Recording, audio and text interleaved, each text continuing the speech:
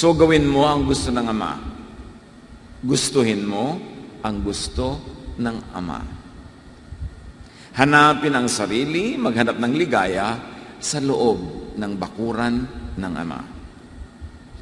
Hingin mo kung ano ang gusto niyang ibigay sa iyo. Hingin mo kung ano ang dati na niyang ibinigay noon pa sa iyo. At matatanggap mo. Sasaya ka. Pag naintindihan natin ito, maintindihan natin kung bakit may mga prayers na laging no, merong laging yes, at may mga prayers na wait bago ibigay. To receive what you want from God, ask for what God wants for you. Not only for what you want for yourself, not for what you think you want or you like or you deserve, but you should want and ask for what God wants for you. Kasi siya ang Diyos. Siya ang magbibigay. Siya ang sasagot. Kaya mahalaga naman yun, know what God wants for you. How can you ask for what God wants for you when you don't know what God wants for you? And how can you know what God wants for you so you can ask for it? Kasi kahit anong hingin mo, pag ayaw ng Diyos, hindi niya ibibigay. Pag hiningi mo, yung gusto niyang ibigay, ibinibigay niya. Merong mga gusto niyang ibigay, pero kailangan hingin mo. Meron naman, hindi mo pa hinihingi, binibigay na. Ephesians 2:10. For we are God's handiwork, created in Christ Jesus to do good works, which God prepared in advance for us to do. Yung palang lahat ng gagawin nating maganda, therefore makakalugod sa Diyos, hinanda na ng Diyos para sa atin na gagawin natin. Meron na siyang ideya. Bago pa man tayo isilang kung anong ipapagawa niya sa atin. Marami lang ang buhay na sasayang kasi nakalagitnaan na, naubos na, hindi pa nila ginagawa yung gusto ng Diyos para sa kanila at ang ipinagpipilitan nila, yung gusto lang nila o yung hindi nga nila alam kung anong gusto nila. Tsamba-tsamba na lang buong buhay, hit and miss, hanggang natapos na lang ang earthly life, wala pang nangyari.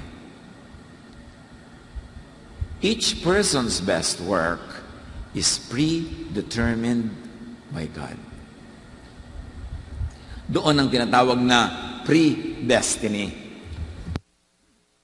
Not in the details of everyday life, but in the general direction of how your life should be lived. Now, how do you know which and what work is for you, is for me? What God wants for you to do is what God designed you to be able to do. It is what God designed you to love to do. Nagtatanong, ano po bang kalooban ng Diyos para sa akin? Ano bang papel ko sa buhay? Ano bang dapat kong gawin? Anong dapat kong maging profesyon? Anong dapat kong pag-ubusan ng lakas? Ano ba yung kaya mo na likas? At ano ba yung talagang gustong-gusto mong ginagawa? Di yun ang gusto ng Diyos para sa iyo. Liba na lang yung gustong-gusto mo, isang alam na alam mong kabalbalan sa buhay. Di ba? God prepared the good works that we should be doing, not the bad. So para malaman mo kung saang area ka ibe-bless ng Diyos, dapat nasa area ka na naturally able and gifted ka to do, hindi pilit. At pagkatapos yung naturally, you love it. Kaya yung may nagtatanong sa akin, Pastor, ano po bang magandang negosyo? Lahat ng negosyo maganda. Pero ano ba talent mo? Kasi po malakas pagkakitaan ngayon ng talyer. Yung po bang gumagawa ng mga kaha ng jeepney? Kaya mo bang gawin? Hindi po. Enjoy ka bang gawin? Hindi po. Hindi para sa iyo yun. Para sa kumparin nyo yun. Kasi yun ang gift niya, yun ang gusto niya. Nag-welding, nagpupukpok, natatalsik-talsik ka ng mga acetylene. Pero kung hindi yun ang gusto mo, kahit malaki kita doon, huwag ka doon pumunta. Hindi yun ang will ng God para sa iyo. Kailangan able ka and you enjoy it. At Diyos ang naglagay sa iyo noon bago ka pa isilang kung ano yung regalo niya sa iyo na pag yun ang ginawa mo, ang bilis mong gumawa, naturally, maganda, masaya ang lahat, masaya ka rin. Pastor, gusto ko pong laging kumanta. Gift ko po bang kumanta? Nag-e-enjoy ka ba? Opo. Kaya mo ba? Napipilit po. Nag-enjoy ba nakikinig sa'yo? Hindi po. Tumigil ka. Magkudkod ka ng nyog. Baka yun ang gift mo. Doon kaya yaman. Makakapagtayo ka ng pabrika ng bukayo. Know what you are able to do best. Know what you truly love doing. And equip yourself to be able to do it well. Hindi naman kung may natural gift ka, excellent ka na agad. Kahit nga magaganda yung natural boses, kailangan ng training, kailangan ng practice. So, pero kahit mamatay ka pa practice, kung wala kang natural talent dyan, mamamatay pati teacher mo. Kailangan may natural, tapos lilinangin mo, ide-develop. You know it, you identify it, you learn, you train, you practice. Then you're on the way to do what God has designed you to do. But before you can do that, you have to set yourself free from control of others. Kasi marami ang mga tao na may ideya kung paano ka dapat mabuhay. Unang-una na doon ang mga magulang natin, dapat ka maging dentista, dapat ka maging ganito, kasi ang tita mo meron ng silya, mamamana mo na yun. Magde-dentista po ako dahil lang ang tita ko merong dentist chair. May ideya ang ating mga tita, lahat ng mga nagpapaaral sa atin, tumutulong kung ano dapat mangyari sa buhay natin. You have to be free from that. You have to set yourself free from environmental limits, lalong-lalo ang financial limits. Kaya malaking kalaban ng isang buhay na makulay at masaya at mabunga yung karukhaan. Kasi kung minsan hand-to-mouth existence, survival level, hindi mo na magawa yung talagang gift mo, yung gusto mo, yung enjoy mo. Kasi busy-busy ka lang to make both ends meet. Kaya dapat dumidiskarte para paunlarin ang buhay. At huwag tayong magkakamali mga kapatid, iba ang hanap buhay sa buhay. Naghahanap buhay ka para ka lang mabuhay at maipamuhay mo yung tunay mong buhay. Mapalad yung mga halimbawa, gusto nilang magsayaw, tapos yung pa ang kanilang bokasyon. Tapos meron pa silang enough income from it. Maganda yun. Kasi yung love mo, yung pa yung hanap buhay mo, yung pa yung buhay mo magkasama. Pero madalas, lalo kung nasa arts, yung buhay mo, at sa bansang tulad natin, kailangan may hanap buhay ka pang iba. Para ka mabuhay, pero huwag kang mamatay na hindi mo na nagawa yung art mo. Kasi naghahanap buhay ka lang para mabuhay, at pag buhay ka na, ipapamuhay mo na yung totoo mong buhay. Kaya mapalad yung mga tao na ang kanilang gifting, halimbawa engineering, ang galing-galing nila doon, yun ang gusto nila, enjoy sila. Tapos, kumikita pa sila ng malaki. Yung hanap buhay nila, buhay pa nila. Thank God. But this economy, and the economies of many countries, reward certain professions more than others. Kaya kung yung profession mo, nagkataong hindi doon kumikita ng malaki, huwag mong gi-give up para ka lang kumita. Kasi kahit kumita ka ng kumita, naghanap buhay ka lang, tapos namatay ka na, hindi ka nagkaroon ng totoong buhay. So, pinaglalaban mo yun. Nagagawa ka ng paraan, didiskarte ka, hahanap ka ng mga pagkakataon na kikita ka para mabuhay, pero may oras ka at panahon para gawin mo yung tunay na giftings mo. Kasi doon ka mag-excel. When you are on track, when you're on the way to what God wants you to do, that's when God will provide. Marami mga tao, meron silang bulag na pananalig sa God will provide. Na kahit kailan na lang, kahit saan, God will provide. It's not always happening. Meron lang provision for your survival, but not for your well-being, not for your fruitfulness, and not for your satisfaction. Because the provision of God is laid on the path that He has designed for you. Kung nung ikaw ay pinaglilihipan ng iyong ina, nililikha ka pa lang ng Diyos, binigyan ka ng ganito mga gifting, therefore dinetermine niya kung ano dapat ng papel mo sa buhay, sinulatan at dinrawingan ka ng landas na generally doon ka dadaan, doon siya nag-iwan ng mga blessing na habang naglalakad ka doon, isa-isa mong nakikita. That's when God provides, when you live according to God's will. And living according to God's will is not always about morality. It's not always about personal righteousness. It is living according to the design that God made of you and for you. So early on in life, itatanong mo agad, am I moving in the path that God wanted me to do? Kaya sa mga ibang eskwelahan, lalo sa high school, meron silang binibigay na aptitude test bago ka mag-college. Tinitingnan ko anong kurso ang pinakabagay sa talent mo. Binibigyan ka ng guidance para hanggat maaari, doon ka mag-aral kasi doon ka mag-excel. Yan ang gift mo eh. At hindi lang yan na-discover ng mga psychologists. Sinabi na yan ng Bible noon pa. Do what you were designed to do. Mga magulang, bilang magulang, ang ating number one tungkulin ay hindi diktahan ng mga anak natin kung anong buhay dapat magkaroon sila, kundi turuan at tulungan natin silang madiskubre kung ano ba ang calling, ano ang gifting sa kanila ng Diyos, at tulungan natin silang doon sa landas na yun tumahak. Romans 1:20, God's eternal power and character cannot be seen. But from the beginning of creation, God has shown what these are like by all He has made. So God reveals His character by His creation. Make it personal. God reveals His will for you by looking at you, how you were made, how you were created. Then you will know God's intentions for you. A person's make shows God's intention and will and should determine function. Paano ka ba nilikha? Sa church, iba-iba ang inilalagay ng Diyos sa mga tao na iba-iba ang talent para kumpleto ang rekado ng church. Ganon din sa pamilya. Paano ka ba nilikha? Kaya iba-iba ang papel natin sa pamilya, hindi magkakamukha. May ibang papel doon na malakas kumita, mayroong ibang papel na dahil sa kaugalian ng ating lipunan, hindi masyadong malakas pagkakitaan, pero kailangan ka rin ng pamilya mo to do that, para yung pamilya nyo buo, kumpleto. Sa mag-asawa, mayroong isa sa inyo probably na ang hanap buhay mas nakakapag-uwi ng pera, pero hindi ibig sabihin na yun ang mas mahalaga. Kasi yung galing at husay ng kabila na hindi masyadong may economic power, yun na siguro ang nagbibigay naman ng soul, ng life, ng color sa inyong family life. So pareho yung mahalaga. Job 38:33, do you know the laws that govern the heavens? Magandang tanong. Alam mo ba mga umiiral na batas ng sangkalangitan?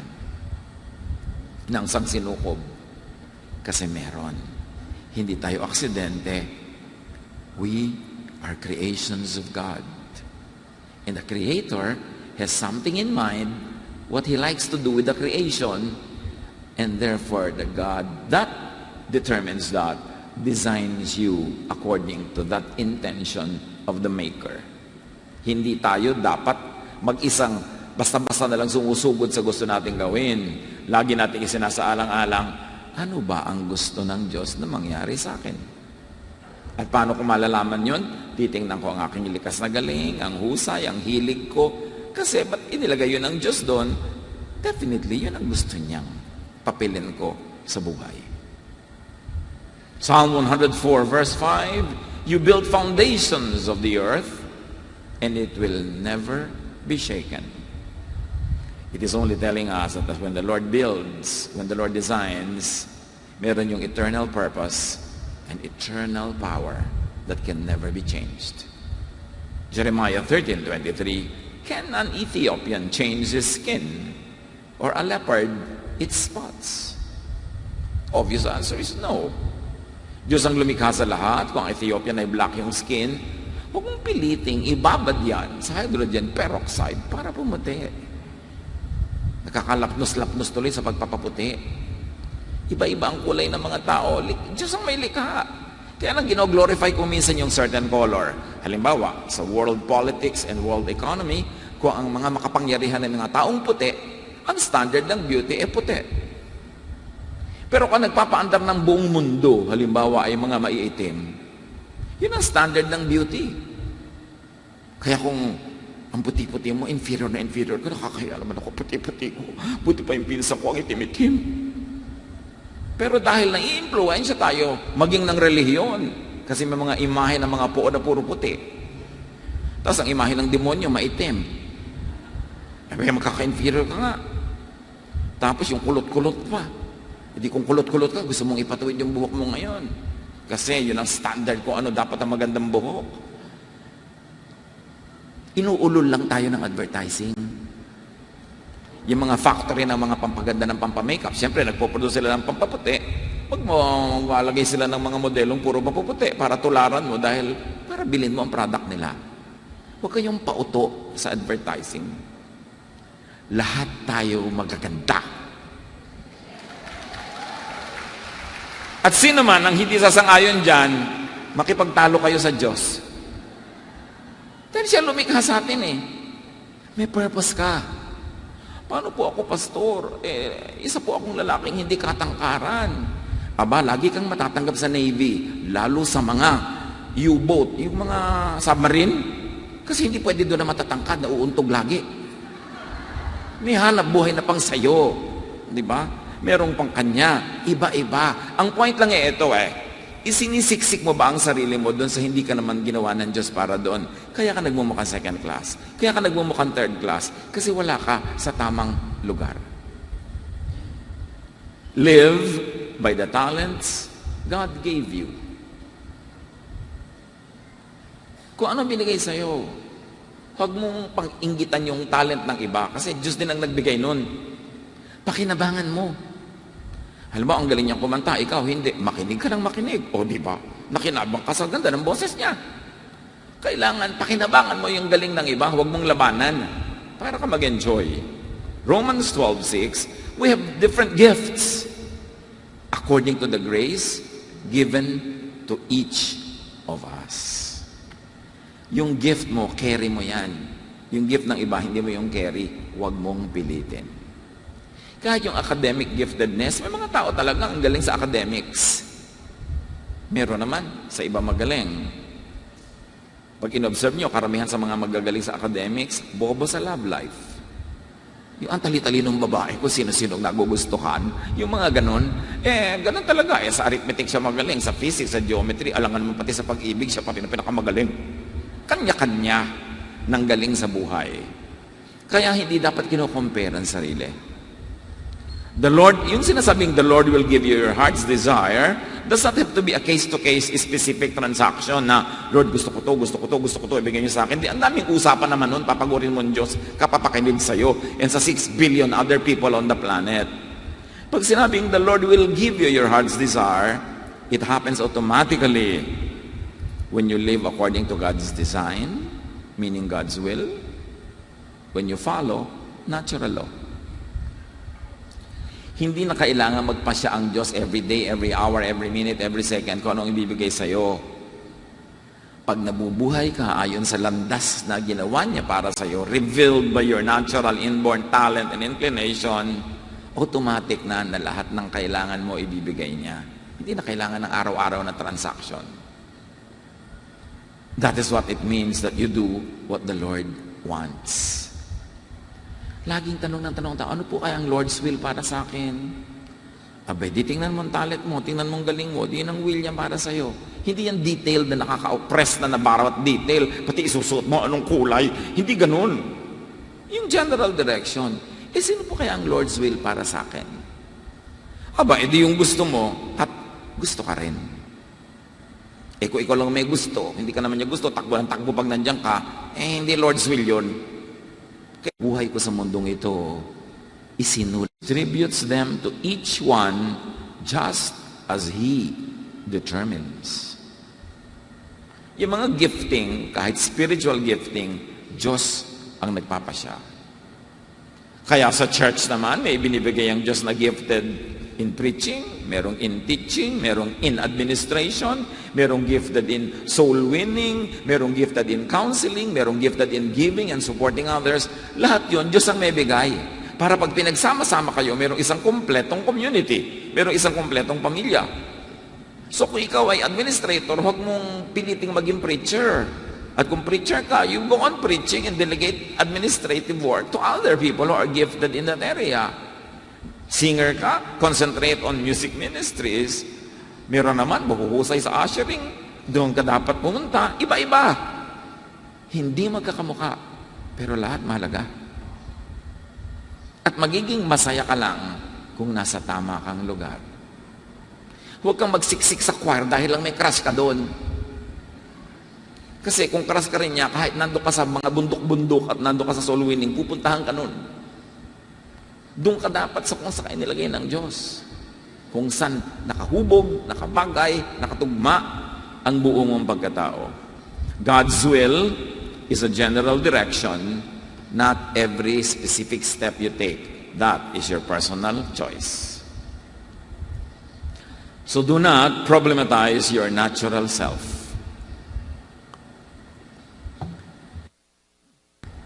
Sa ating pagkatao, sa ating character, meron tayong pwedeng i-modify, ayusin para lalong maging effective tayo sa buhay, lalo tayong mas guminhawa, sumaya. Pero may mga bagay, lalo yung mga likas na likas, kailangan tanggapin mo, i-celebrate mo, ipamuhay mo. Kasi doon ka magiging best. Huwag makipagtalo sa Diyos. Huwag magreklamo sa Diyos. Diyos ko, bakit po ba naging Filipino citizen ako? Ang daming bansa, kailangan ng visa. Eh kung ginawa ka ng Diyos sa citizen ng Tonga, gusto mo? Nasaan yung Tonga? Ng Vanuatu? Gusto mo? Maging citizen ka ng mga bansa na kung lumulubog na ngayon sa tubig dahil konting-konti lang angat nila sa meron mga bansa. Iba-iba. Huwag kang magreklamo sa citizenship mo, napakapalad mo nga. Dahil napaka-blessed ng bayan natin. According to the latest studies, among the 30 countries studied, ang bansa na may pinakamataas ng pananalig sa Diyos, Pilipinas. Yung pala, ang salamat na. Kaya tayo nagsusurvive sa lahat ng nangyayari sa atin because of that unshaken faith and unshakable faith. At ang bansa na may pinaka-least incidence of atheism, Pilipinas na naman. Among 30 countries studied. So, kung saan kayo nilagay ng Diyos, pasalamat ka, bakit po ba dito sa pamilya ang pwede sinilang? Diba? Mas marami pang pamilya na mas magulo kung doon ka nalagay, pero buhay pa rin naman sila. Isaiah 45:9, woe to those who quarrel with their maker, those who are nothing but potsherds among the potsherds on the ground. Does the clay say to the potter, what are you making? Does your work say, the potter has no hands? Kung ikaw daw ay palayok na nililikha nung gumagawa ng palayok, nagreklamo ka ba sa kanya? Bakit ganyan ginagawa mo sa akin? Bakit ganyan ang korte ko? Ba't wala akong tangkay? Ganon, puti ka lang, hayaan mo yung maker na gumawa sa'yo. Huwag ka magreklamo dyan. 1 Peter 4:10, each of you should use whatever gift you have received. So do not problematize other people's natural selves. Pastor, ba't kaya yung anak ko ganito? Ibang-iba naman ang inaasahan ko. Bakit gano'n noon? Sabi ko, bakit? Biik ba ang anak mo? Hindi naman po. Kambing ba? Hindi po. Tao? Pala eh. Tao ka, tao yung anak mo. Iba-iba talaga ang tao. Hindi magkakamukha. Kung pilitin na yung anak mo magswak sa mga ini-imagine mo kung dapat kung ano yung anak mo. Kung magpakananay ka na lang. Kasi ikaw ang pinagbigyan ng ganyang anak, ibig sabihin, gift yan sa'yo ng Diyos. Gift po? Tingnan mong mabuti para ma-realize mo, pero huwag mong ipilit yung gusto mo. Tingnan mo ang kanyang karakter. Marami nga mga anak sila itinatakwil-takwil, kinakawakwawa ng bata, pagtanda ng magulang, yun ang nag-aalaga Maraming ganun. So tingnan mo kung anong mabuti sa bawat isa, and do not change people according to your fantasy. Because if you're only using me to fit your fantasy, you're really not in love, so let me go. Parang Karen Carpenter, ano? Huwag ganon, kahit kayo may mga nobyo, nobya, pinipilit nila mag-sweet kayo sa fantasy niya. Yung nobyo niyo, gusto niya, ang buhok mo yung hanggang tuhod. So, ikaw ang pahaba. Eto, wig. Pakasalan mo yung wig. Bakit mo ko pinipilit mag-swak sa gusto mo? Kung ayaw mo sa akin, sorry na lang, we both lose. But I will not change to suit your fantasy. Dapat ganon. Yung ginagalang ka, ina-accept ka, hindi pinipilit kang ibahin. Why go with somebody who wants to change you to suit his or her fantasy? It's going to be stressful. At pag ihiwalay din lang kayo bukas, di ngayon na, para makamove on ka na ngayon, mas maaga. Allow, help others develop and live by their God-given talents and nature. Lalo magulang ka, kapatid ka, kaibigan ka, huwag mong kontrahin yung nature ng tao, turuan mo siya how to develop it in the best possible way. Do not force others or yourself to change beyond your natural self. At ulitin ang Jeremiah 13:23, can an Ethiopian change his skin or a leopard its spots? The obvious answer is no. lalong-lalo na sa technology available at the time when the verses were written. It really meant no, impossible. So do not impose your ideas, your expectations, your requirements on other people's personal development. Kahit ka pa may authority over them, especially if you have authority over them, do not misuse your authority. Use it to nourish them, to help them, not to dictate on them. Kahit mga magulang. Ephesians 6:4, fathers, do not exasperate your children. Instead, bring them up in the training and instruction of the Lord. Not only of yourself, not only your instruction, not your version of truth, but the version of the Lord. So huwag niyong ubusin ang pasensya ng inyong mga anak to the point na kailangan nilang lumayas, kailangan nilang mawala sa inyong bahay para lang sila maging totoo sa kanilang mga sarili. Huwag niyong ubusin ang pasensya nila. Palakihin niyo sila, sanayin niyo according to the Lord's will. At na-define na natin ang isang ibig sabihin ng Lord's will na yan. Look at how the person was created. Yun ang Lord's will sa kanya. 1 Thessalonians 5:11, therefore encourage one another and build each other up. God does not have to stop every moment to personally give you what you want. Preset na yun. Pag nabubuhay ka in the center of God's will, according to how you were designed, God already gave you what you will want. Isaiah 65:24, before they call, I will answer. While they are still speaking, I will hear. Ibig sabihin ng Diyos, no need to tell me, alam ko na yan. Live according to my will, and you will receive the desires of your heart. But first, be true to your heart. Be true to the heart I gave you. God already set into natural, automatic motion how you would get what you want. Romans 9:20, who are you, a human being, to talk back to God? Shall what is formed say to the one who formed it, why did you make me like this? Yan, sino ka? Para magtanong sa Diyos kung paano kanya nilikha. Walang mangyayari sa iyo pag nakipag-contest ka sa iyong mga unchangeable truths. By being true to yourself, meaning being true to God's design, you would naturally want what God willed for you to want and to have. Pag totoo ka sa sarili, ang magugustuhan mo, yung gusto ng Diyos na gustuhin mo, at kung ang ginusto mo ay yung gusto ng Diyos na gustuhin mo, matagal na niyang ibinigay yon, nun pa. Naghihintay lang ng release date. Time release ang mga blessing na yan. Pero kailangan, yung gusto mo, yung gusto ng Diyos. Do not try to be somebody else. Do not try to desire what is for others.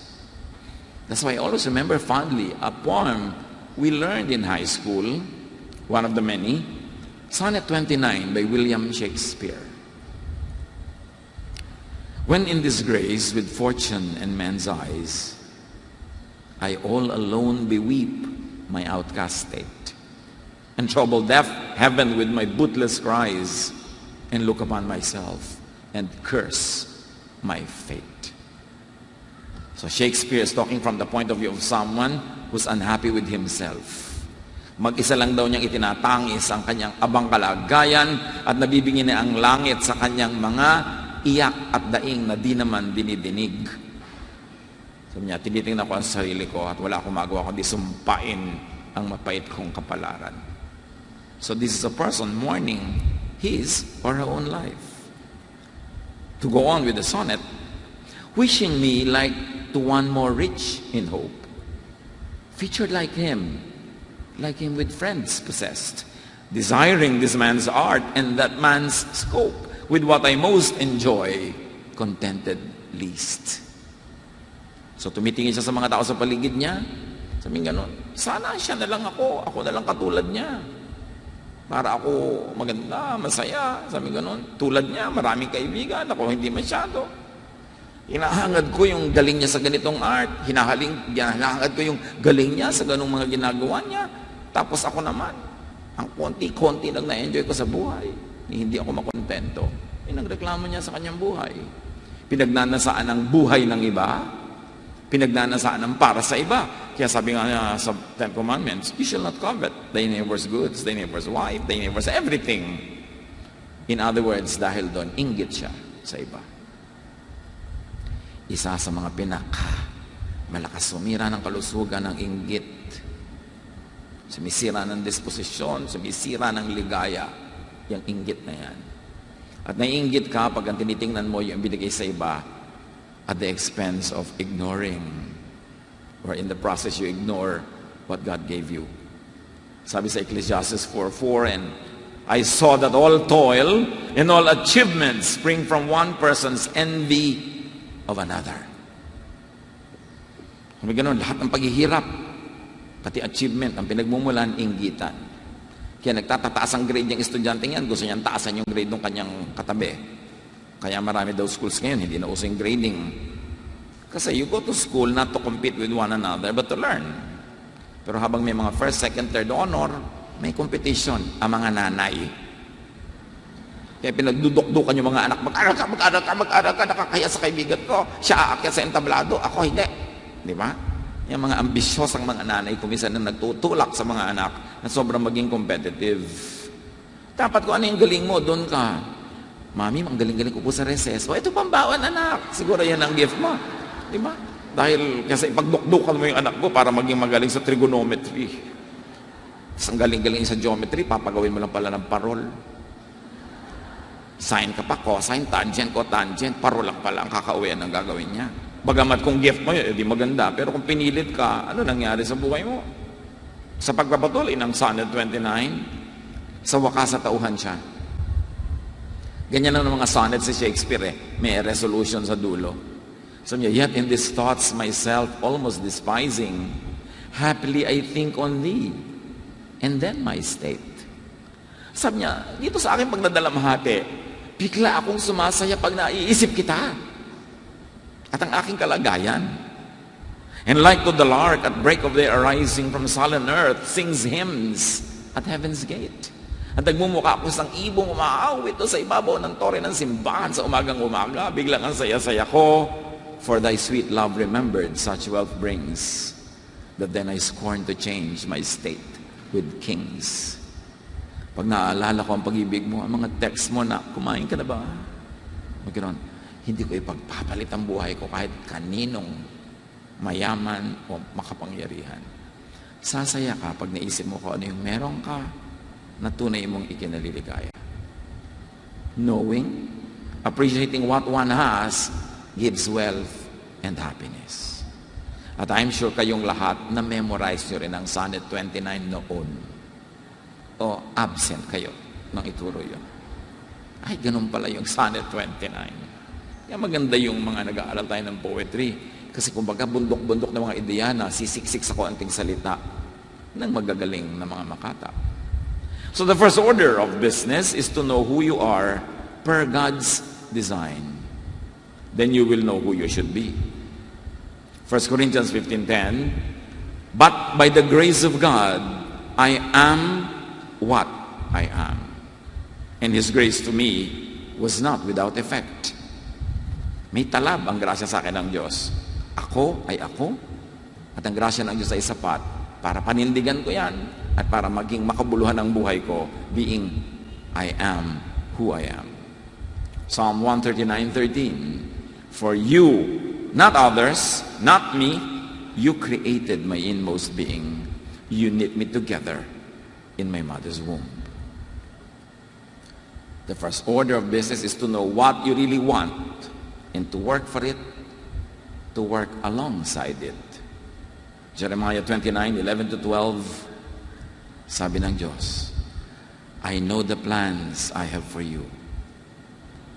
Plans to prosper you and not to harm you. Plans to give you hope in the future. Then you will call on me and come and pray to me, and I will listen to you.